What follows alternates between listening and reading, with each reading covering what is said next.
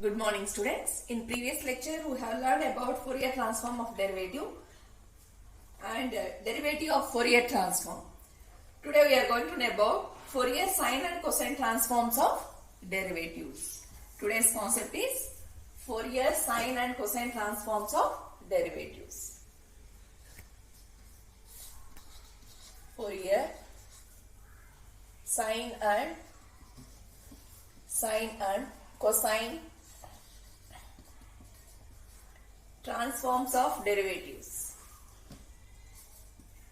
Transforms of derivatives. So today's concept is Fourier sine and cosine transforms of derivatives. Now in this, first we are going to define Fourier sine and cosine transform of a function f of t. Okay, we are going to define Fourier sine and cosine transform of function f of t. So, those are defined by gs of omega.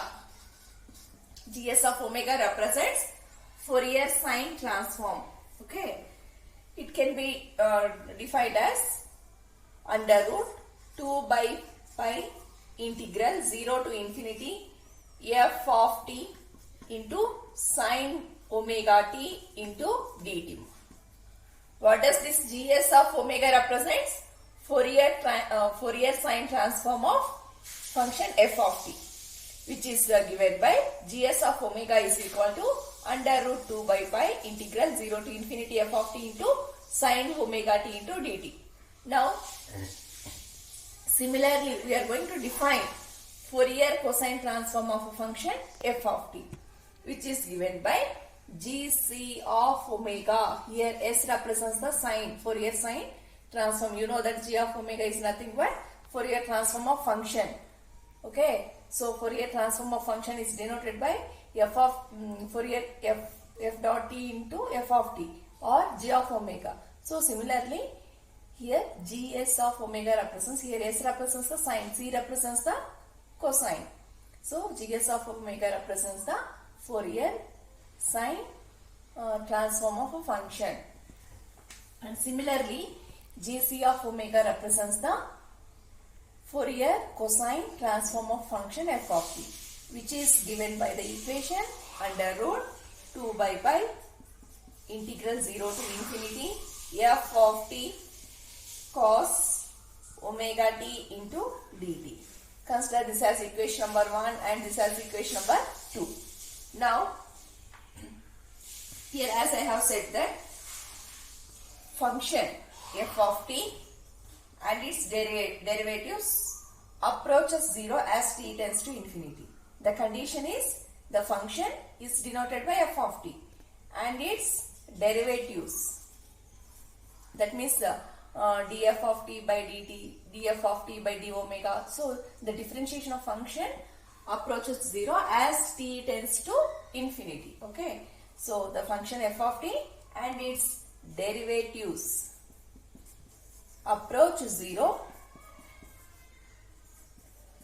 When does this function and its derivative approach 0?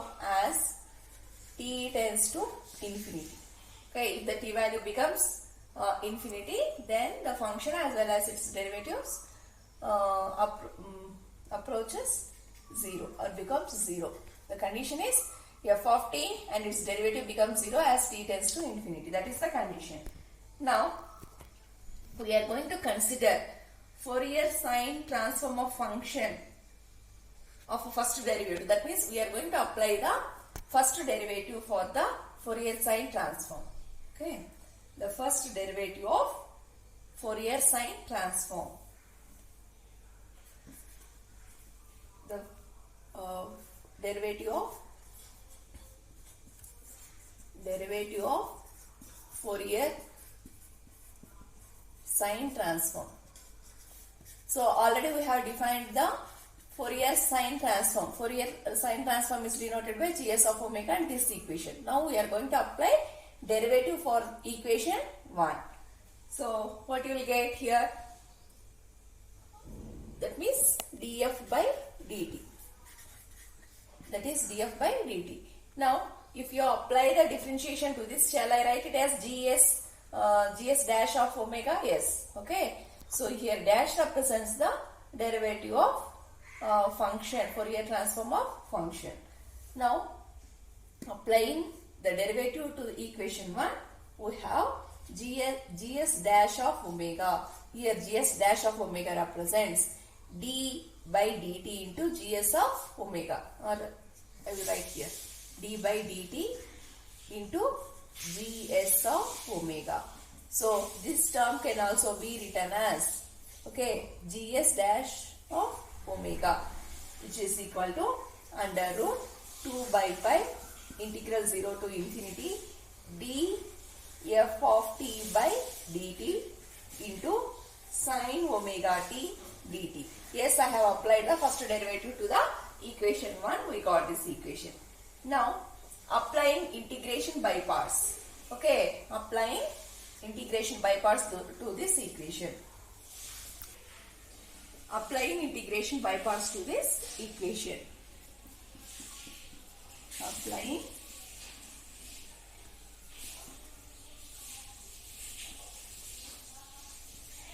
integral by parts to the above equation.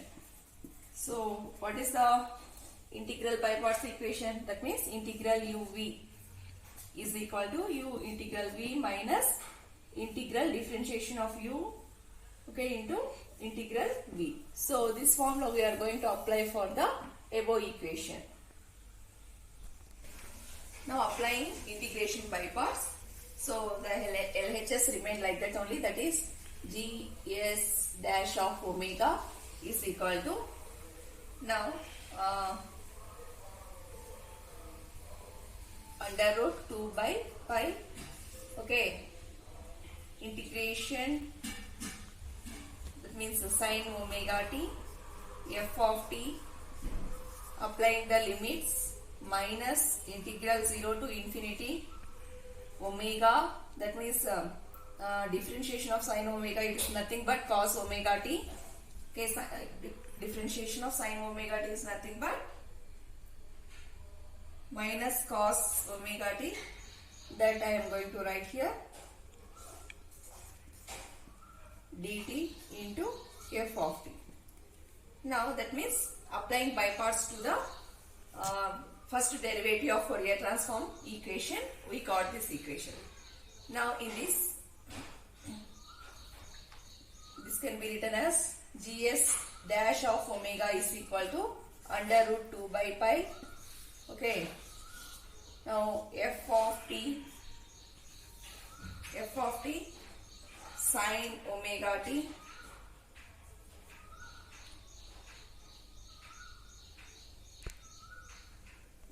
f of t sine omega t.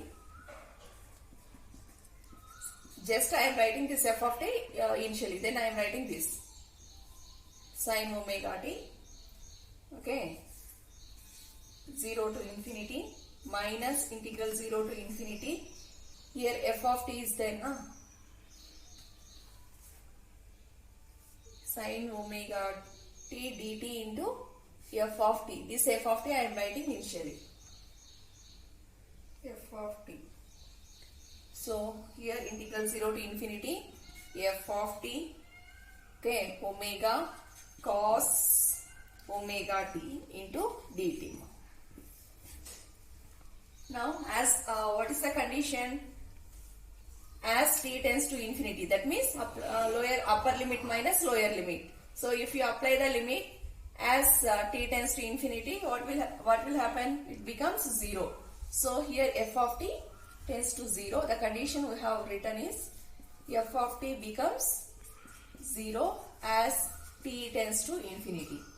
So this whole term becomes 0 and the remaining terms are this. So gs dash of omega is equal to, so here this term 0, 0 into anything? 0. So whole becomes 0, okay, minus, here okay, omega I am writing, again integral 0 to infinity f of t cos omega t dt, okay, by applying Fourier transform, Fourier cosine transform, you will write this whole equation as GC of omega. Okay, you know that the equation. What is the equation? GC of omega is equal to under root 2 by pi. That means this root under root 2 by pi is applicable for this also. Okay, so I have written the big bracket here. Integral 0 to infinity f of t cos omega t dt. So by using this formula, okay, except omega, the whole term becomes GC of omega. So I have written this equation. Now consider this as equation number. So therefore, what you will get? G S dash of omega. That means derivative of Fourier cosine transform is equal to what we got? Minus omega GC of omega we got. Consider this as equation number 3, where GC of omega is the Fourier cosine transform of function f of t. Also, we are going to write the same thing for Fourier cosine transform of first derivative. Now, so far we have applied the derivation for the Fourier sine transform. Okay, we got this equation. Now, next what we are going to do? We are going to apply the first derivative for the cosine transform. Okay, first derivative of Fourier cosine transform. So, what you will get is similarly GC dash of omega is equal to under root 2 by pi integral 0 to infinity df of t by dt into cos omega t into dt. Now similarly, by applying by parts to that equation, we will get GC dash of omega is equal to under root 2 by pi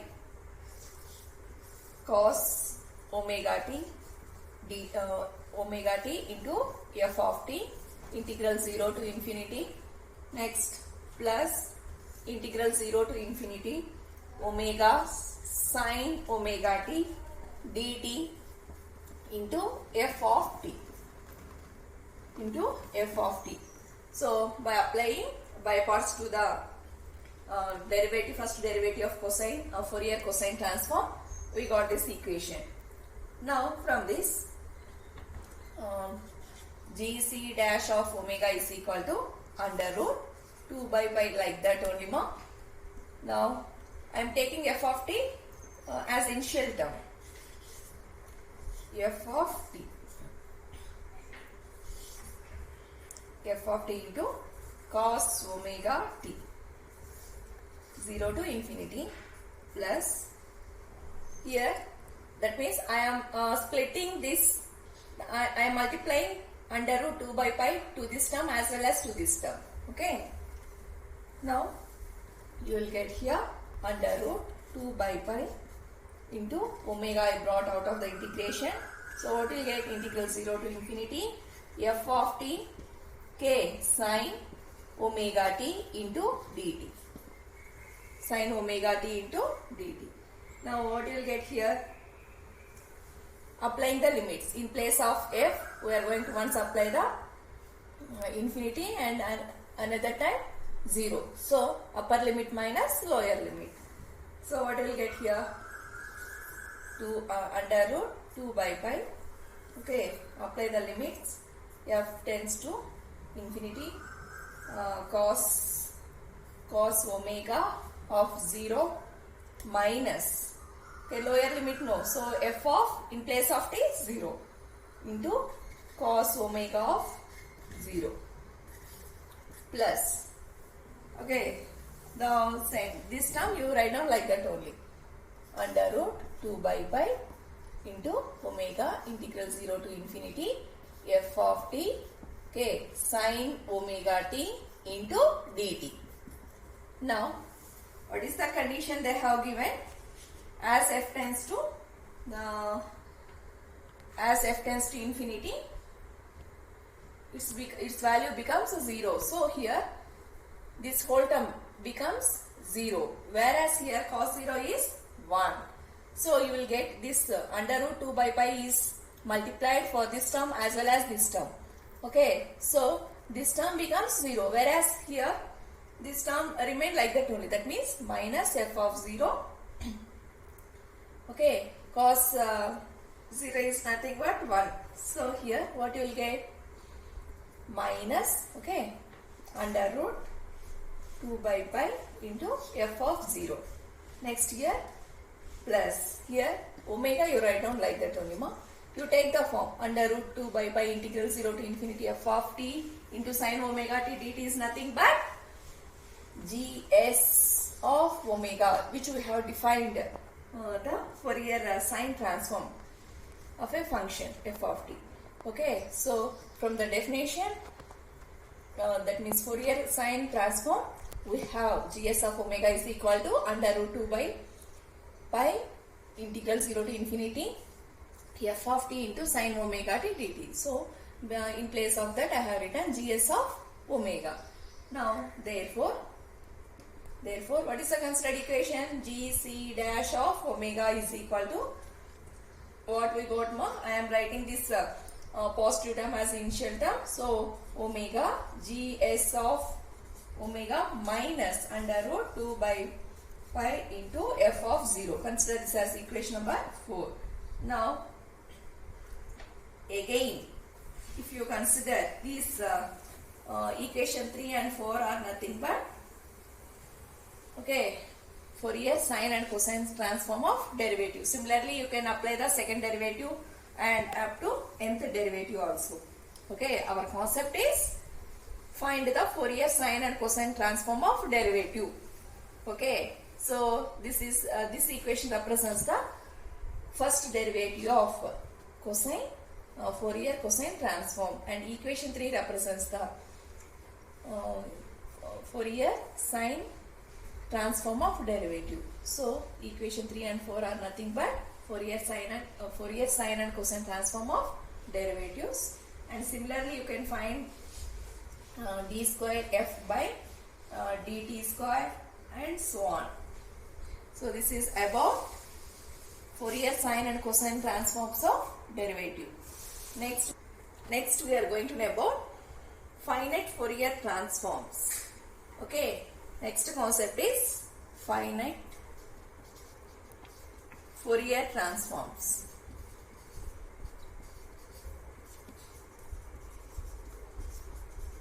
Finite Fourier transforms.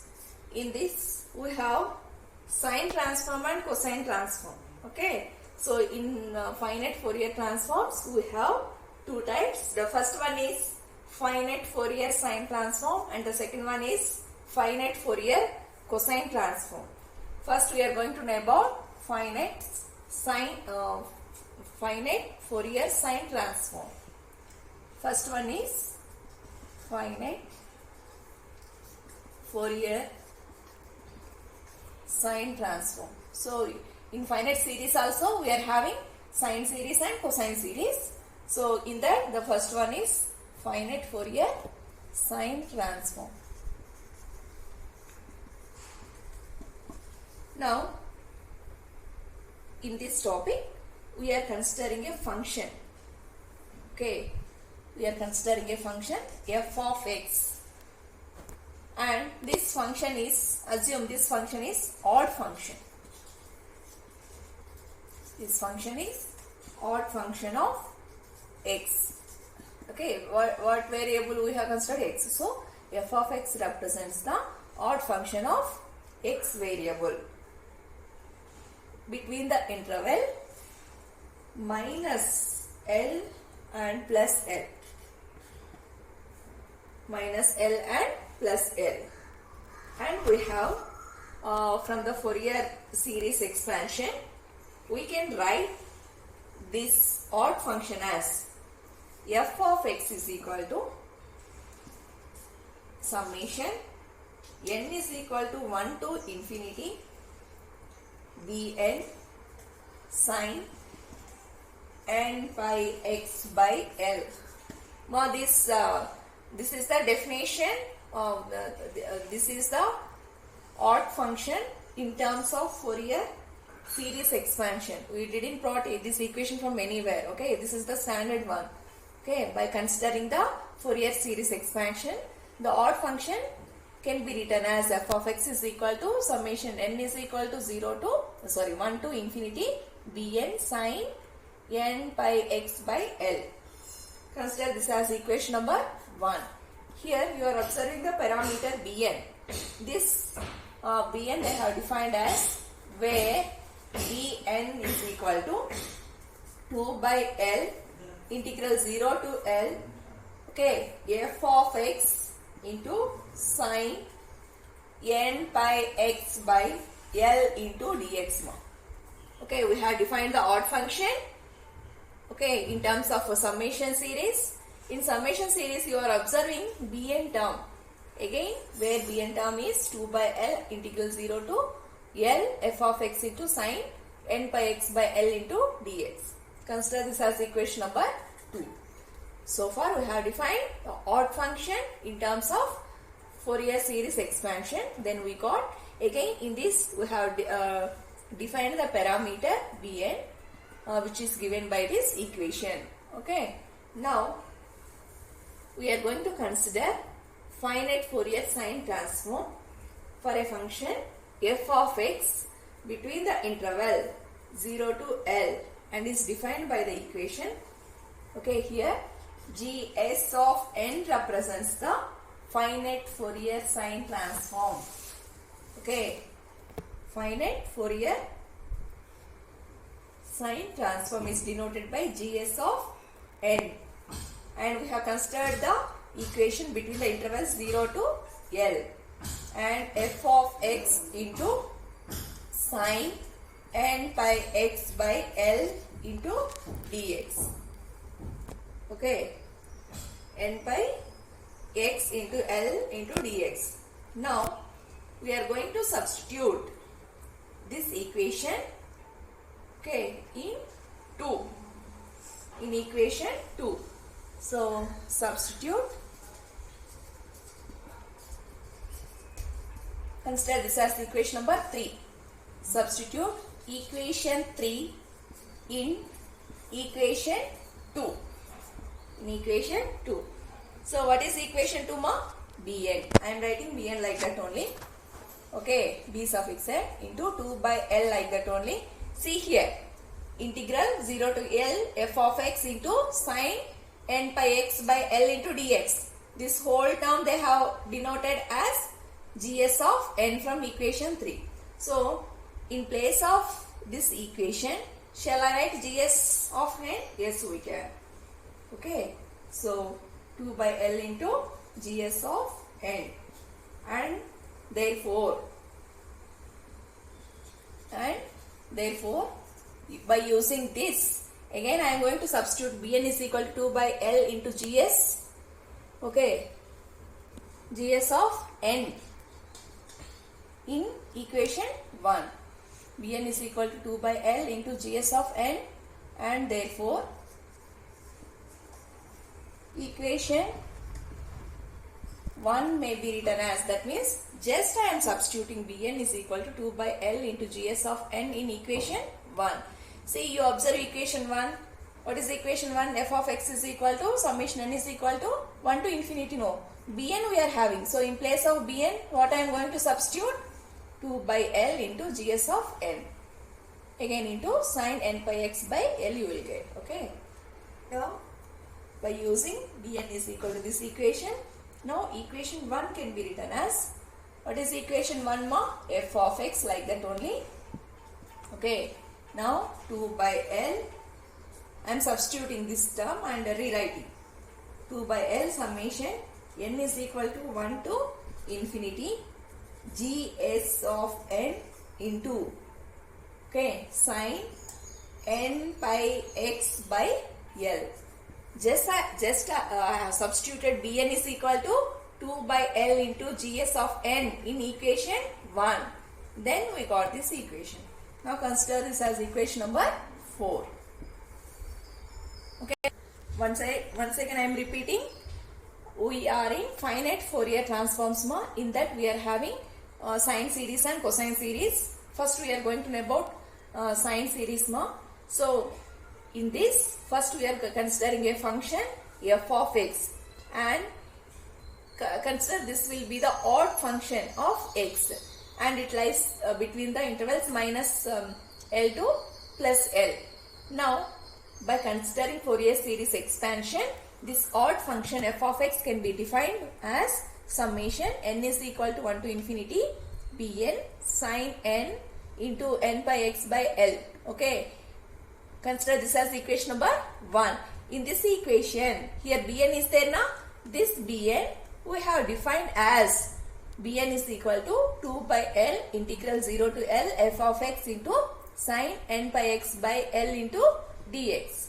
Now again what we have considered?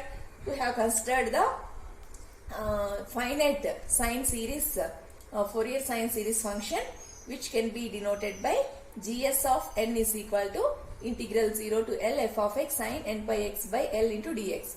Now here integral 0 to L f of x into sin n by x by L into dx. No, this whole term I am going to replace as gs of n, because already we have defined this function which will be equal to Fourier sine series function. Okay, finite Fourier sine transform. So in place of this I am going to keep gs of n.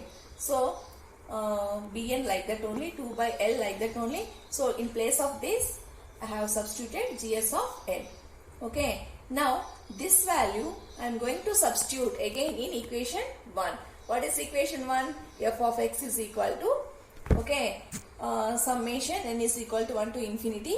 What is bn value? I have substituted 2 by L. That 2 by L I have written before the summation. So 2 by L gs of this, gs of n into sin n by x by L. Just I have substituted bn value in equation 1 ma.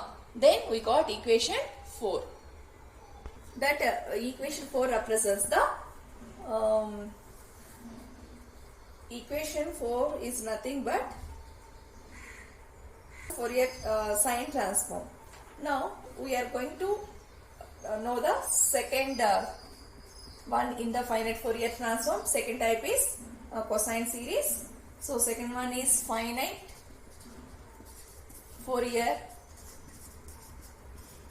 cosine transform. It's also similar to sine ma. Cosine transform. So now we are going to know about finite Fourier sine transform. In this we are also going to define even function. Okay. Here even function is denoted by f of x, and by using the Fourier series expansion, f of x can be written as a naught plus summation n is equal to 1 to infinity an cos n by x by L. Consider this as equation number 5. Okay, consider this as equation number 5. Now, where here an is there. Okay, where an is equal to same if you good at solving the finite sines transform, it's very easy. Where an is equal to 2 by L integral 0 to L f of x into cos n by x by L into dx. Consider this as equation number 6. Here an is there. No, that an we have defined by this expression. Now again we are going to define the finite Fourier cosine transform, which is given by gc of n is equal to integral 0 to L f of x into cos n by x by L into dx. Consider this as equation number 7. That means Fourier, okay, this gc of n represents the finite Fourier cosine transform. Okay, gc of n represents finite Fourier cosine transform, which is defined by this equation. Now already here is there. So in place of this, shall we keep gc of n? Yes, we can keep. Okay. So substituting equation 7 in 6. Substitute equation 7 in equation 6. So what you will get? An is equal to 2 by L This whole term becomes GC of n. What is GC of n represents? Finite Fourier cosine transform. Now substitute this, consider this as equation number 8. Okay, substitute an value. Here an value is there? No. So substitute an value in equation 5. Substitute equation 8 in equation 5 ma. So what you will get? F of x is equal to, and here substituting this equation 8 in 5 as well as a naught is equal to, and a naught is equal to 2 by L GC of 0. Okay, in equation 5. Okay, or simply you can write substituting an value and a naught value in equation 5. A naught value is 2 by L GC of 0. And what is an value? An value is 2 by L GC of n in equation 5. So what you will get, ma? F of x is equal to, okay, substituting those in equation 5, we will get f of x is equal to, what is a naught value? 2 by L into GC of 0 plus 2 by L summation n is equal to 1 to infinity. Okay, GC of n into cos n by x by L into dx is there? No. So consider this as equation number 10. This equation 10 represents the inverse Fourier, okay, inverse infinite Fourier cosine transform. Then our doubt is, what is finite Fourier cosine transform? This. Okay, here GC of n is there? No, this is the finite Fourier cosine transform. Whereas this f of x is equal to this equation you got, no? This equation represents the inverse finite Fourier cosine transform. So this is about finite Fourier transforms of sine series and cosine series. Thank you.